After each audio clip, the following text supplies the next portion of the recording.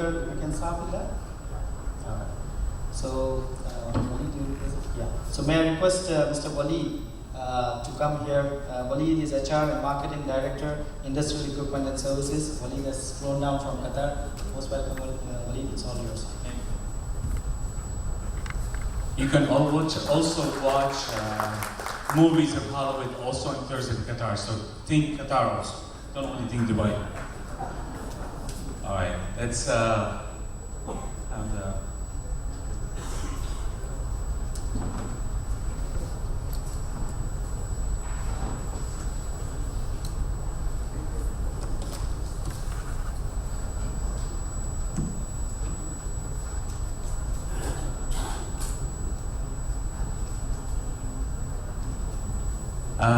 Managing multinational diversity at ISCO Qatar. I'm a company in Qatar, and I wanted to share with you our audit experience with multinational diversity. Please, go ahead. I was here last year during the floods. I was at the Hilton, and this is from my hotel room. You could see how I couldn't recruit then. I was trying to hire people here. Could they come? Could they swim? It was a challenge during the floods, but I was amazed by the. I guess there's a. I need to do this. Teach me. Thank you. And you can see a beautiful scene that I saw right in front of the Hilton. How men, especially and women, men had made a path, and they put their hands together to have the women cross the street to safety. They didn't see what sect you are, what education you are, how green is your eyes. It was helping each other. And I want to compliment you for nobody has forced the people to take action, and for this thing to happen here in Chennai. It was a beautiful scene. Although it was an interesting, tough experience, you're pretty compliment. And then we ran away after 3 days. We were stuck at the hotel. And the biggest problem was no communication, no phones, no internet. We could live, but there was no internet. It's like the world, you're isolated at that time, if you all remember that time. And but I guess I came back 6 months ago, and I came back now, and it's just it looks great. And again, it was an example of diversity here, where they just helped their fellow man. It wasn't a Chanian or a guy from Delhi or wherever he's from. We're living in a global village. I don't know. In the old days, not everybody had a passport. Now we all have passports. We're all the media is everywhere. We are watching movies. We see their lifestyle. We are living the American Friends, the program called Friends. We're living their lives. We are watching what's going on. The movies. We watch Shah Rukh Khan. I love the movie Dar. We are all becoming like a one country in essence. The progress has, I'm an old model, 1960. The progress is amazing. Where was India when I used to come in the old days, 30 years ago, and where are we now? It's just, the world is becoming one little village in every aspect, and it's beautiful. It's more, I mean, where it's going, I don't know. It's going to be like a copycat of Los Angeles. I don't know. Is it going to be like McDonald's and Burger Kings everywhere? And Chopra, the place called Chopra, the Indian food that we have in the Gulf. Education. Education became so accessible now to all of us. I mean, my dad was maybe a high school graduate. My grandfather, I don't know if he went to 4th grade, and I'm sure it's the same story with all of us. I mean, now education is available to all of us, and we are maybe not similar type of schools, but it gives us opportunities to compete and to get that dream that although I am American, but I mean, the American dream is available for everybody. If you can excel in your field, so education is the cornerstone, and it has made us a global village. And if you are good enough, I mean, most good companies are looking for the right talent, whether you're in IT, whether in your writing skills, whether whatever work that you are excelled in. I guess with education, the world has become amazingly accessible, which was not in the old days. Transportation. In the last 10 days, I was in Mombasa, Kenya, Doha, Nepal last week, Delhi, Chennai, Delhi. I'm going to go we're exhibiting products in Delhi. Then I go to Doha for 2 days, then I go to Beirut, then I go to Philippines, I go to Sri Lanka. I mean, the world is a little village, and I'm serious about this. And again, communication, it's just, I mean, I can sit here, run my business on my little phone. As you all know, the world is amazingly different compared to where we were. In my company, we have 27 countries at our company. We have Indians, Sri Lankans, Nepalis, Kenyan, Ghana, US, UK, Turkey, Egypt, Morocco, Tunisia, Japan, Jordan, Philippines, Lebanon, Palestine, Yemen, Iraq, Eritrea, Pakistan, Bangladesh, Somalia, South Africa, Syria, Brazil, Spain, Qatar, and Canada. Is it the United Nations? It is like the United Nations. We're only 300 employees, and that's a big mix. And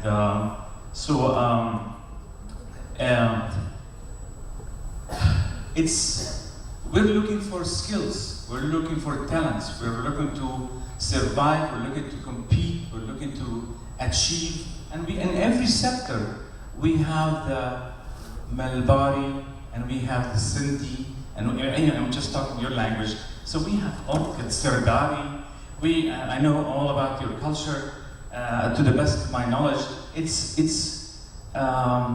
And we have the Eritrean who have a Sudani passport. I forgot Sudani. Yeah, we have Sudani also. So it's amazing the mix of nationalities that we are seeing. And we are looking at my program for the talents worldwide. We are, whether we are looking for welders, whether we are looking for IT person, whether we're looking for sales engineers. I mean, I come here mainly for sales engineers and finance people. These are some photographs of my staff from Pakistan, Sri Lanka, Bangladesh, Philippines, Nepal. He's a supervisor in our warehouse. Mike, I'll talk about him. He does $500,000 in sales per month, Filipino. He's from Sri Lanka. He's in the warehouse. This is at a retirement function for one of my staff where he's like, I know it all guy, so we were like, we put him like a Superman, his picture. And here's a guy in the stud section, purchasing, security guard from Kenya, and the showrooms, the hardware stores. We have a call center in Qatar. Call centers are not only in the Philippines and Bangalore, but the whole world could have an IP address and a phone. And we are mainly working in Qatar, and we work with US timing. It's like one of our operations, and all they do is service the US oil and gas sector and the US government from Qatar. From Eritrea here, this gentleman at the bottom, 22 years, he just retired this week from our company, from India, from Kerala. Recently, in terms of diversity highlights, we had our first company marriage by a senior Nepali accountant with a Filipino secretary. So it was, we feel we have produced a new product, and that was, it was lovely actually. Thank you. Our two top achievers, we've always had the top achievers Indians in terms of sales. And in 2016, I showed you a picture of Mr. Mike and Mr. Hanif from India. Mike from Philippines. They are the top 2 achievers with $500,000 per month sales in Qatar. So it was, actually, he's joining me tonight in Delhi. We're having an exhibition, the BOMA show in Delhi, the heavy equipment show. It's one of the biggest shows in the world for heavy equipment. We are selling US products to India. We're dealing with the Clean India campaign, the 0.5% increase in your sales tax. We're after 0.01% of that. That's our target from your taxes. So we're selling to India certain products. The bottom line is when you look at diversity, is net result is the bottom line, not nationalities, color, religion, or gender, or race. We support everybody. And management does believe this. Sometimes employees think that we favor certain nationality or others, and that's true. And some people, they think because he speaks Arabic and he's able to speak to me in the same language, it means he is more connected with me. And we do give the message to everybody that we love you, you're a great employee, but to us, it's with no colors, no differences. It is basically based on the bottom line, based on your ability to motivate and work with other employees. It's not only bottom line, but also you have to be a team member and team support your colleagues. Part of the highlights, we just had a Thanksgiving. In Qatar, we have a call center, so our team in the US and the team in Qatar, we have to make them feel that like they can't go to the US because they work in Qatar, the team. So we have to integrate the oneness, and so certainly they are off on that day we give them, but at the same time they will work maybe Eid holiday if they are a non-Muslim, or will not work on New Year's Eve. So we'll give them a comp day based on, but because we have no operations on Thanksgiving, well, let's have fun and let's just give them a day off. But again, diversity makes us go with the flow and enjoy it as well. Diversity is a really new reality of this new world. Diversity encompasses race, color, nationality, sect, religion, caste, tradition, gender, language, religion, political affiliation, even deplorables and liberals. This is called the American language. All right, it's just like the Democrats and Republicans in the US. So we can't discriminate on any of the bases. The only discrimination based on poor performance, low productivity, and not achieving sales target. That's the bottom line. I mean, in the corporate world, and I am a J&J ex-employee, we work hard and we have to prove ourselves 110% every day. Because although you have maybe achieved the highest target 6 months ago or last year, it's what you have done for me lately in the business world. So we have to be productive, at the same time be able to work with our corporate culture. Diversity is amazing. We have a research department that is to work on tenders in the US. So we're looking for how to crack the code to get the right product to the right customer. And for example, an emergency medical kit. You being from India, you might call it, what do you call it in India? First, to a guy from South America or from Costa Rica, might call it an aid medical kit or a medicine kit, or and again, when you're doing your search on the web, if you are not putting the right word, you might not get the right answers. So this diversity, when you have a Filipino, a Sri Lankan, a Kenyan, and an Indian sitting in a room, and we're trying to figure out what is how to search something so we could find the right kind of source. Brainstorming coming from different cultures, because we could call something differently based on our upbringing. So it gives us a wider capability to outmaneuver the competition. And how can we, because of this diversity. So diversity to us is very important in the finding solutions and looking for things in a different perspective.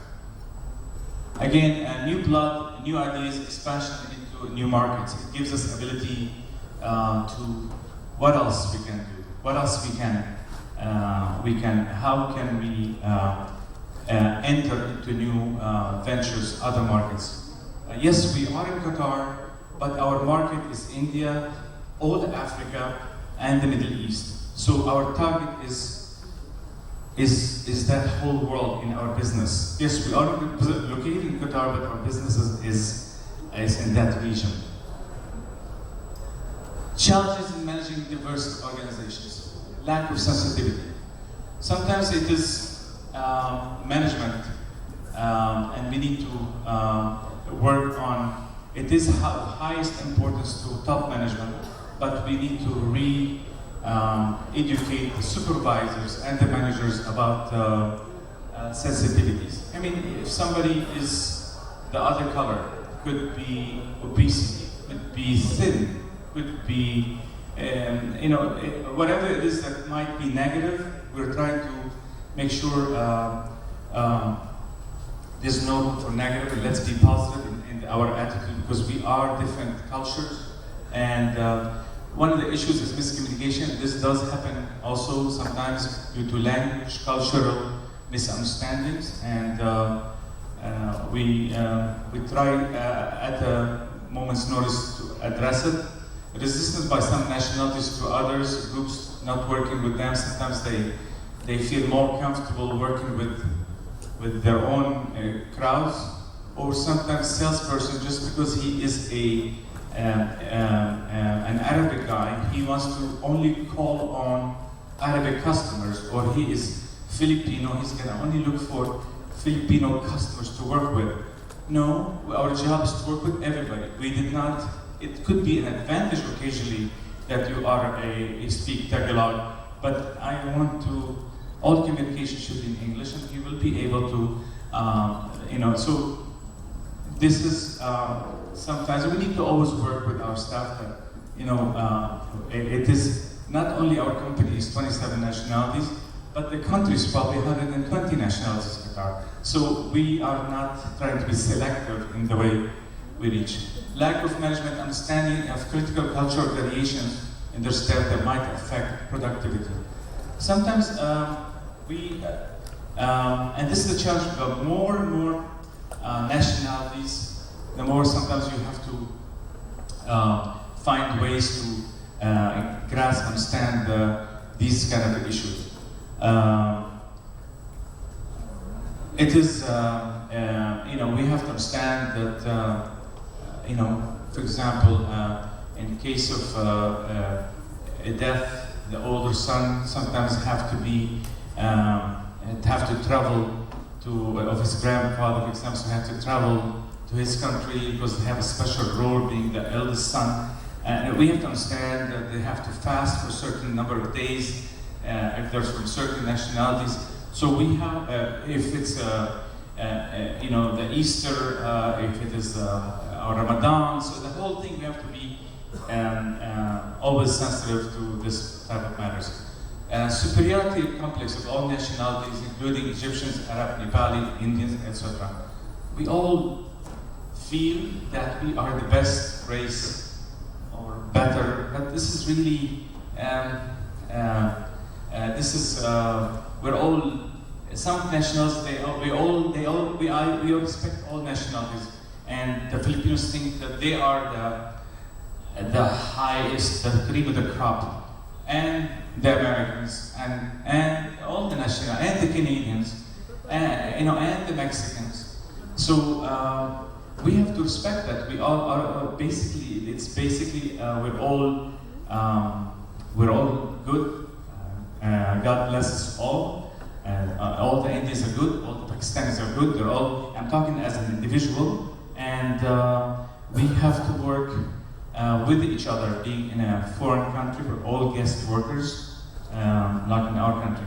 So there's no room for ego, and this thing has to be managed by the HR if there is a problem with somebody. You know, we do in Qatar. We have a probation period of 6 months, so we keep an eye on our staff, make sure there is no bad apple, because we have bad apple can negatively affect the rest of the apples. So we keep an eye until we are sure that it's smooth, and then, you know, not rarely we take action if there's a problem with somebody who is dealing with the other periods with the wrong kind of attitude. Company traditions, functions, also challenges. Sometimes we have to, like mentioned by Dr. Zakir, the question on food. We have to respect others, and sure we have to follow what sentiments could be, whether it's, for example, we have, sometimes we hire people from Kenya, and they have a, what do you call that, people who are off on Saturday, not Jewish, some other religion, Christian, I forgot, Adventist, they don't work on Saturdays. And it's like we find out that they are, you know, please sir, we are not allowed to work. Yes, and so we have to figure a way to them to. I mean, this is part of the package that you are dealing with multinational. So if there are more benefits for the person than the negative, and if there's a way we can help them, we will do our best. Big three is learned not in our DNA. So this is a fact. So it should not be tolerated by HR, by companies. Different nationalities with different background and different educational systems. One of the biggest challenges with the Indians, for example, and when they talk to me on lak and poros, I have no idea what does that mean. And I've been asking them for 30 years and still didn't get it. And they put 1 million, and we put 1, and then comma, 3 zeros, comma, then 3 zeros. You put it differently. You know, again, the issue is just I'm trying to show that we are coming from different educational backgrounds and trainings, and and again, the guy from Uganda or the guy from Egypt might have a different way of looking at things, and we have to be aware of it and learn from each other and find what is the language in that country, so we could communicate in business based on that international language when we are communicating. So we shouldn't be talking lak and poros, right? Gross. Like shrimp, gross. Anyway, so that's so educational background can be a different angle when we're looking at the education system there. It could be different. An engineer from here could be different from that kind of engineer. And how? Yes, he's an engineer, but is he? How qualified is he really? And I've seen some engineers, but they don't know how to convert from inches to centimeters. Maybe they need to be refreshed, but sometimes it's you need to realize that the standards are different in different countries. Resentment by some employees due to need to attract various nationalities. We are basically here is that sometimes we do hire by almost the same job, but it's different salaries. Is it because she has blue eyes and I have brown eyes? But I cannot attract certain nationalities to be in our sales department or into finance or to other certain sectors unless I can entice them to come to my country, but I have to pay that salary, versus I can get a CA or a CPA accountant from Philippines he would be happy for $5,000, but I cannot hire similar position from another country for less than $10,000. So the reality is, it's not we're trying to discriminate, but the salaries are different in different countries, and it takes more. There are reasons for the variations. Maybe they can begin different, but they end maybe 5-10 years later. It could be different. So the guy who started at 10 could be ending at 10, and the guy who started at 5, he could be ending at $20,000. So if he has proven himself, like the Microsoft chairman, or the Indian guy, or all these beautiful smart Indians all over in the US, and Google, and so forth, Pepsi Cola. So and the salaries initially might be different, and this is a reason there's a reason, because different standards and in negotiation as well. Accommodation of assignments based on nationalities can be also interpreted wrongly. We try to address it because you have different opinions. Some people say we want to be with our own comrades, with our own nationality. We can cook together or live together. And some say, no, I don't care. So we have to see where we are and how can we address things. Addressing the challenges, management have to be continuously aware of our routine actions. I mean, when we are giving an overtime, allowing overtime, or recognition, or salary increments, or may interpret adversely. So because we have a multicultural, we have to sometimes be aware of the total picture. So if I'm going to give an award, how will be interpreted with the same division by other departments?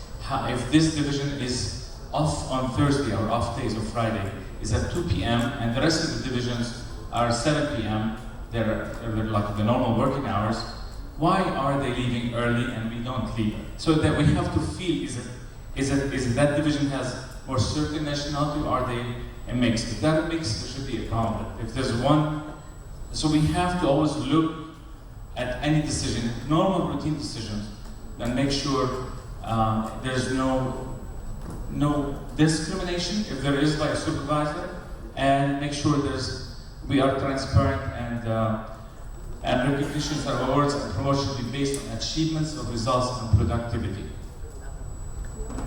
Addressing again the challenge to promote connectivity among all groups, and HR administration should also be better to understanding the religions and the cultures. For example, we have an Arab woman you don't, and a man actually, maybe you all don't know. So, for example, I was at a wedding last week in Nepal, and I shook the hand of the bride, and I shouldn't have, I think, right? So, if a woman, you shook her veil and you shake her hand, she had to do wudu. Okay, so she needs to go to the bathroom for 15 minutes to. And this is all. Same thing with the man. If he has prayed lunch, zuhr, and he's gonna pray the next prayer, and for some reason, but we are easy actually. So we shake hands sometimes and we move with it. But sometimes with women we do this part. So which means, or even a man would do that, which means, it's done. No, we shook hands. Accept this gesture as we have shook hands. So, and same thing with your culture, with the Namaste matter. Conclusion, sensitivity training programs.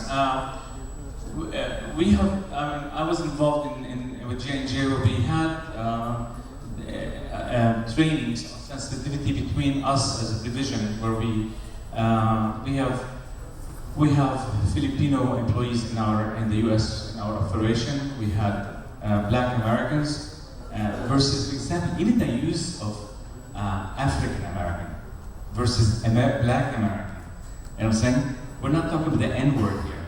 So the use of words, I mean, it can be so, and they might use Black American as African Americans,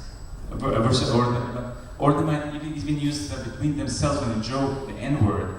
But you have to be very sensitive in making sure whatever terms you use with your, that you are using the correct wording. There's, of course, in every company there's something called the mission statement, or the company credo, which is a paragraph, and a company, when it matures, they write their own mission statement. And I would encourage management to look at their credo, and if they want to incorporate something about diversity in it. We have to embrace diversity, not only because we want to, but because we have to. Thank you very much. Appreciate it. Thank you, Wali. Quite informative. With these words, we move ahead. We call upon our next speaker, Ms. Laura Elizabeth, Managing Director, GKL, General Trading and Contracting, Kuwait. Please welcome her.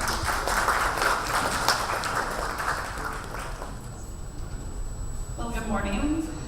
I didn't really plan anything. I'm going to get up here and speak to you all. This is my first time in India, and it's been wonderful.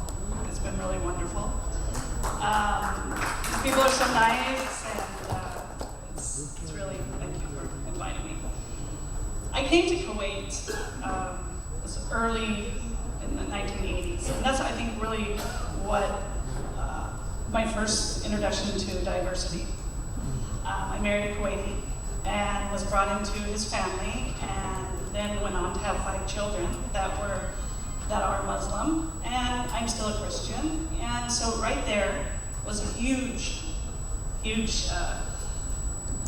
understanding the culture, I lived with his family for 10 years, so I was thrown into it and learned from it.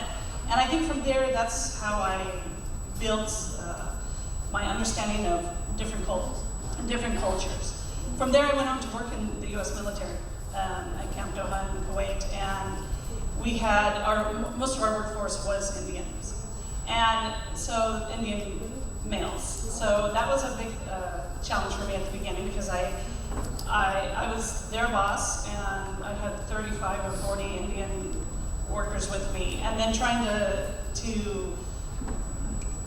motivate them and to make them understand that this is how we do things. And then in the U.S. military, it's very structured, and trying to get the client, as being the U.S. military, to understand that what they need to do and all of that. So that was a big challenge for me.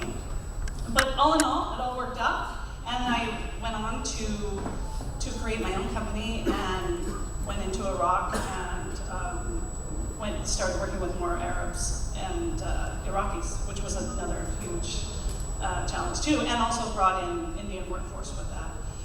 So after around 2008, the military sector sort of shut down, so then I came back to Kuwait and opened a salon and spa business in the health and beauty, and kept the GKL general trading going, but not in a large sense. And started then working in Kuwait, internally in the business sector in Kuwait.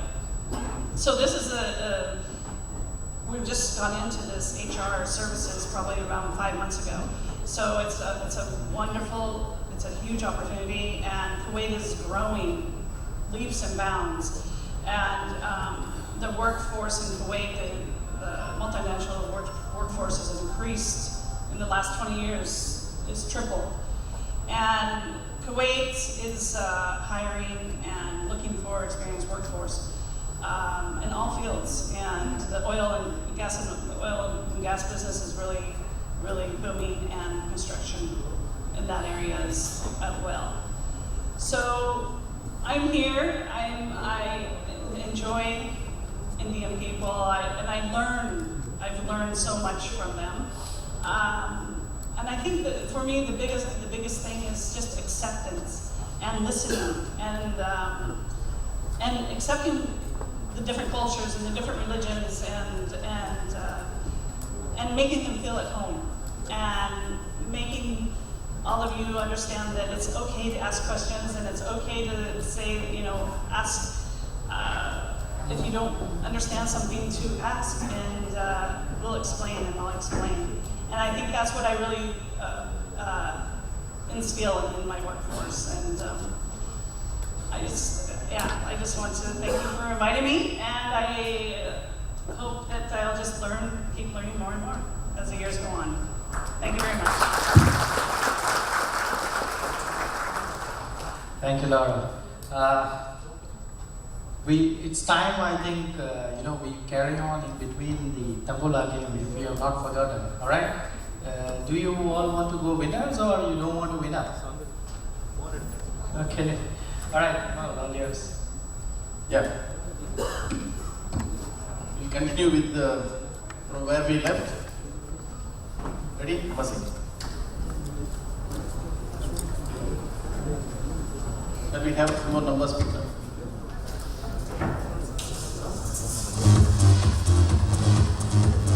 Next number.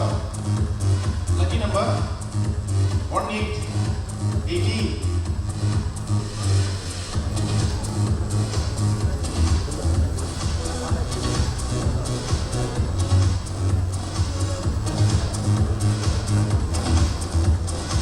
18 term. Collective agreement.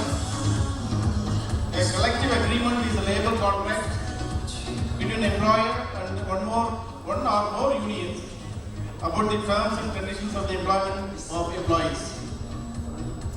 Typical issues are salaries, wages, hours of work, working condition, and grievance procedures, and the rights and responsibilities of the trade unions. When you have 12-3 or 18 settlement with more than one union, it's called collective agreement. Next number, 83. Now we can try for 4 corners. Or first row, second row, or third row, anything. Okay. Yeah, for 83, the term is spin-off, a common word used in business. An independent company created out of an existing company by distributing new shares, sale, or through a diversity. Spin-off. Next number. 69. Yeah, there are some claims. Claim form. What's the claim? Only one number. You have 69, but you claim something. There are only 6 claims. First time, huh? You have to wait for completing one row, second row or third row. Yeah. For 69, KPI, key performance indicators, or quantifiable measurements agreed to beforehand, which reflect the critical success factors and organizational goals of an organization. They differ according to the nature and the field of the organization. KPIs. Next number.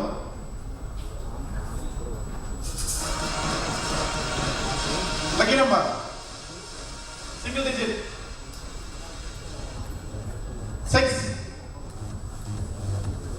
I think some people are confused. There are only 6 winning games. One is bullseye is over. Okay, no more claims on bullseye. Okay. Now we can try for only 5 games. That is first row, second row, third row, pull-ups, and 4 corners. Okay. For 6. Behavioral anchored rating scales, bars. This bars is different from what we know, another bar.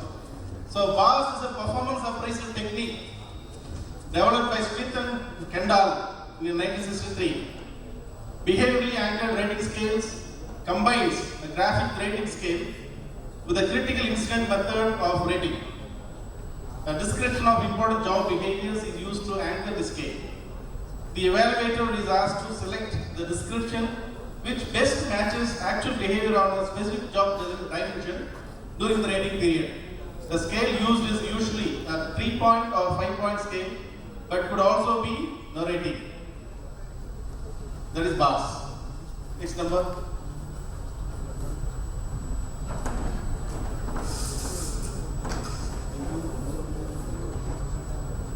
Lucky number 70. Any claims? For 70, the term LIFO, last in, first out, we use it during the retrenchment period. In the event of a redundancy situation occurring, the system of last in, first out is one method of choosing those who should be made redundant. That's also legally imperative that we send out the people who will join last. One more number. Few more slides, complete. Yeah. Next number. 89. One row. 4 corners. So to complete all the 4 corners. All the 4 corners. Only one corner. You cannot divide the price 1 by 4. What's this? 89. The term for 89. Whistleblower. All of you are very familiar with whistleblower. This is also followed in HR. A person who reveals wrongdoing within an organization to the public or to those in positions of authority. In some countries, whistleblower protection is contained in law. Next number.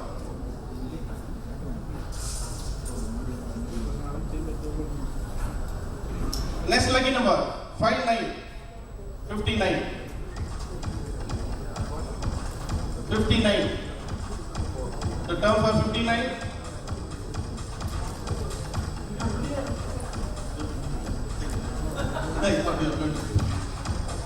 Okay, 59. The term incentive compensation. All of you are looking forward to compensation that is linked to performance by rewarding employees for actual results achieved instead of seniority or hours worked. It is based on performance incentive. Next number. Sorry. Quarter century. 25.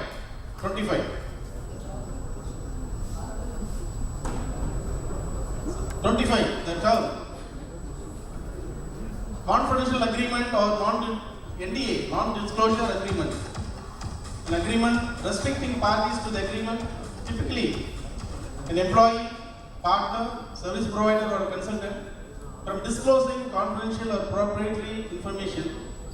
A non-disclosure agreement is called a confidential disclosure agreement, confidentiality agreement or secrecy agreement. It is a legally binding contract between the parties. The contract outlines confidential materials or knowledge the parties wish to share with one another for certain purposes, but wish to restrict third parties from accessing the same. I will continue again. Thank you. Number to follow. All right, thank you. We move ahead with our next speaker, Ms. Ruba. She is the HR and Marketing Director at Silver Coast Construction and Boring. She represents from UAE. Please welcome Ruba.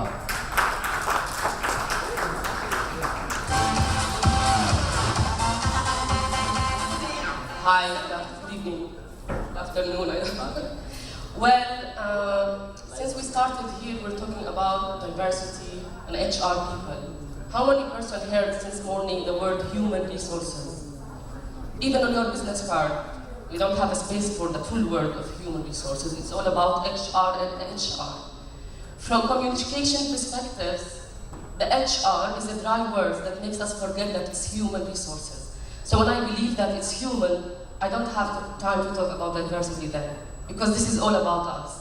You are in India, you have the most diversity in the world, where you speak 200 languages, and you have Muslims, Hindu, and Christians in one place. That reflects a lot about the diversity and how we can reflect it in the world. My daughter today, she's in a school where she's 13 years old, and she has 88 nationalities studying with her, speaking 40 languages. Trust me, she will be a better person to understand diversity than me. I'm coming to UAE only for the last 5 years, and I'm really enjoying the word we used in the first presentation about land of opportunities, where you speak and you hire different people. Let's agree on something, that when diversity, talking about diversity, doesn't have to change your nationality or your gender or your language or anything.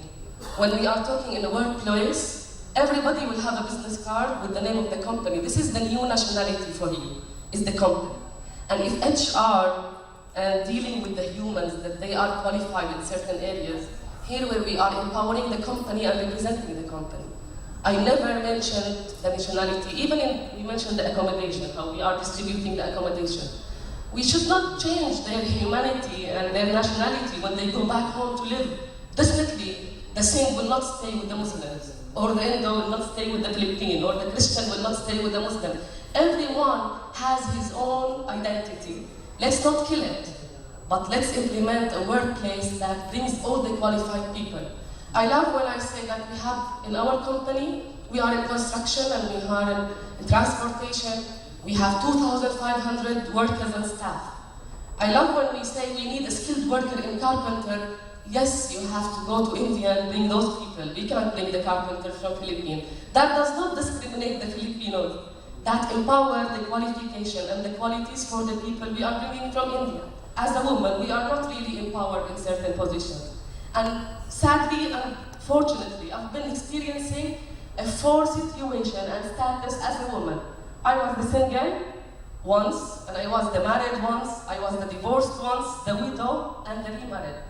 I've been in those 5 status in my career life.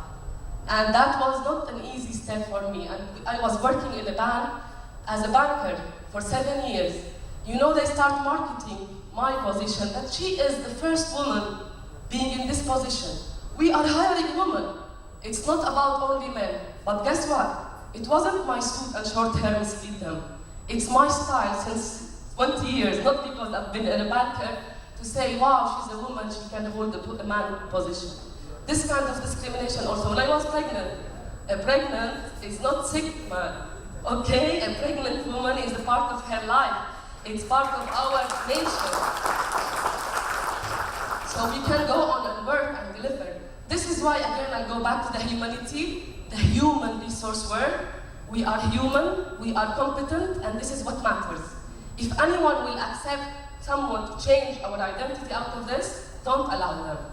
And you have to believe in it yourself.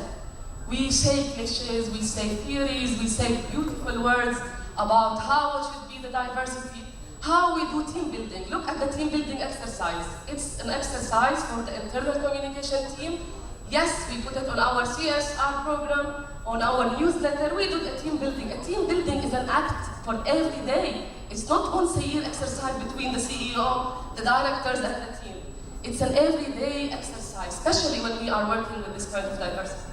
Especially we are working in UAE, which is giving everybody the opportunity. You know why? This confidence comes to me working as Palestinian, Jordanian in UAE. They need my skills. They need your skills. They are not only hiring you because they want to live the diversity. No one is a perfect place. It's not in the la la land. Everybody with his qualification, with his background, is coming from a place that you can come and put on ground your qualification and your signature. If you want to be a number, then accept it.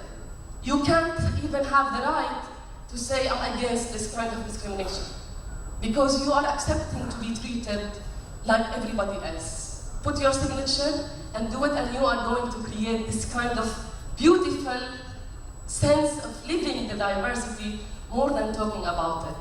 So I will not go longer for that, as much as I want just to say, please have a space on the business card for human resources. Keep saying human resources to attract the power of this positive word and positive expression of human and humanity. Thank you very much.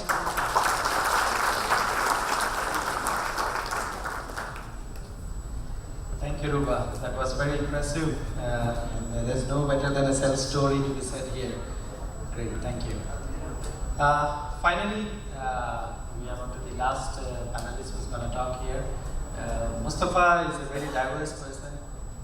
He's become a very good friend since morning. We met today morning, but he's become a very good friend of mine. So that's what I encourage diversity as about. I call upon Mustafa, who is also an HR consultant and the first national recruitment company, Saudi Arabia. Can you give a warm welcome?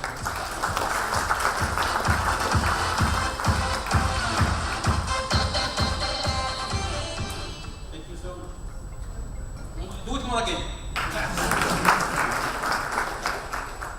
Thank you. I don't know, it's still morning or it's afternoon or evening? I don't know, is it still morning? Afternoon? Then good afternoon. Is that okay? I don't know how to start with, but let me first of all appreciate Gold for inviting me here and giving me this opportunity to talk to you, to stand in front of you, and really I enjoy, usually in my life, I enjoy social with others. I am more than happy to be with you here. I came last night, and from the airplane I have seen Chennai. It's a very beautiful city, full of greenery. I enjoy it. So when I came here also after the airport, I was more than happy. By the way, they received me at the airport. They gave me a flower. Well, I had a flower too much. Then they bring me to the hotel. I enjoy it. Today in the morning, I had a very good breakfast. Although my wife told me not to eat Indian food because it is full of chili. But I decided not to listen to her. I have been in my life listening to her. This time I said no, I'm not listening to her. Thank you. So I had a very good breakfast. I like it. So I came here. I'd like to. Where is my phone? Is it mine? By the way, is it mine? Yes. Okay. I start with something. The beauty of the world lies in the diversity of Sweden. You agree with me? You agree with me? Yeah. Great. So as I said, I would like to thank again Baltic for their invitation, again and again. And I enjoy really working with them, and I'm more than happy to be here again. I would like to talk about tell a bit about myself. My name is Mustafa Musa. I'm 25 years old. Why are you laughing? Okay, how much? I'm 55 years old. Okay, but usually people, the person is not related to the years of his age. It is how many he achieved in his life. So my name is Mustafa Musa. I am the Deputy General Manager of a company called Fanarco. Fanarco stands for First National Recruitment Company. It's a Saudi company. This is my picture.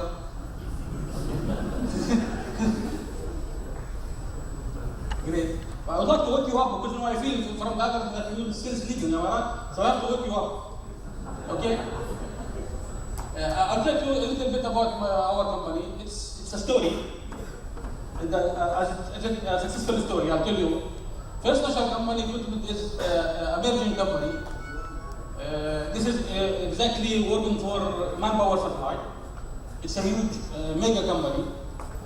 The company there's a story, and from this story we can understand exactly diversity. I'll tell you my story. How exactly we rebuilt this company. Actually, I have been working in Saudi Arabia for about, are you hearing me? Okay? I worked for Saudi Arabia for about 20 years. I graduated from Karachi University, from Pakistan. Yes, wow, I'm from Pakistan. So I can speak Hindu, by the way. Urdu. If you want, I can speak Urdu, no problem. I can speak good Hindu, not Hindu, Urdu, Arabic, English, Spanish. So any language you like, it's up to you. Should I start in Arabic? So all of you can understand Arabic, right? The company is a story for that. The company was established maybe 3 years ago by a group of businessmen. There are about 30 people owning the company. When they sit together, they came 30 people, 30 background, 30 way of working, 30 ways of understanding things. So they were not able to succeed in their mission. So there was a complaint against this company from the Ministry of Labor, from the Ministry of Commerce. People are starting complaining about the company for the labor office because they don't know how to pay their salaries. At the end of the story, there is too much problem. The company banned that. The government in Saudi Arabia banned that company. So my chairman, he's supposed to be here, but he didn't come because I don't know why. So he decided to take over that company. He took over the company and he called me. I was in Jordan. By the way, in Jordan, I have a story yesterday I was to tell you. Let me interrupt you. In Jordan, I was 5 days ago, I was traveling from Amman to Riyadh. I was in first class. I was just reading their magazine. All of a sudden, somebody hit my face. What the hell? I found it small plastic bag where the earphone. There was the earphone. Why was somebody hit me? I looked to the air hostess. You know air hostess? I found the air hostess carrying a small tray.